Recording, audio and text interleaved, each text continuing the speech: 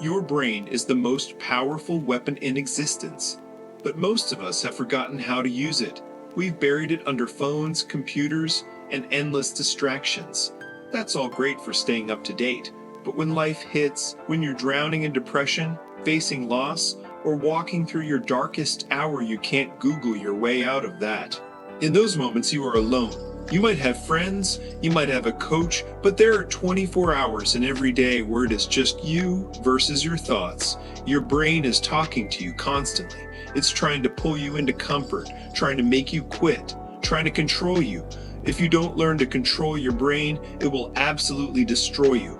You have to be the one to tell your mind where to go, how to get there, and when to start. If you aren't the commander, you're the prisoner. I didn't start with a strong mind. I started with nothing but the willingness to do the work.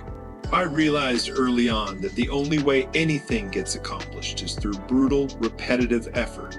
If I couldn't understand a page, I read it again. If it still didn't stick, I wrote it out. Then I wrote it again and again. Eventually, my mind realized this guy isn't going to stop. We might as well figure it out. Most people say they're trying hard, but your mind knows when you're lying. It knows when you're leaving yourself an exit door. I decided to close every exit. I gave myself no way out. When your brain realizes there is no retreat, it does something miraculous. It adapts. It overcomes. It stops fighting the process and starts fueling the progress. You have to change your new normal. Most people run from suffering, but you have to learn to live in it. You have to reach a point where being broken, being tired, and being pushed to the limit is just another Tuesday. When you immerse yourself in the challenge, you stop being a victim of the circumstances and you become the owner of the environment. I learned to duct tape my soul back together and keep moving.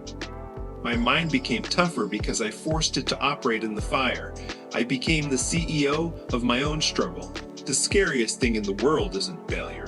It's looking back at your life and realizing you only lived at 40% of your potential because you were afraid of a little pain. Most of us have no idea what is actually inside us because we never push past the trying hard stage into the obsessed stage.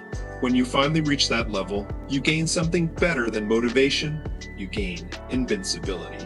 It's the feeling of knowing that even when you're broken, even when you're at a disadvantage, you are still there, still fighting, and still moving.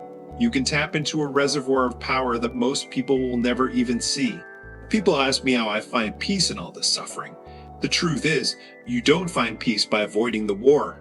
You find peace by winning it. True peace is the result of total accountability.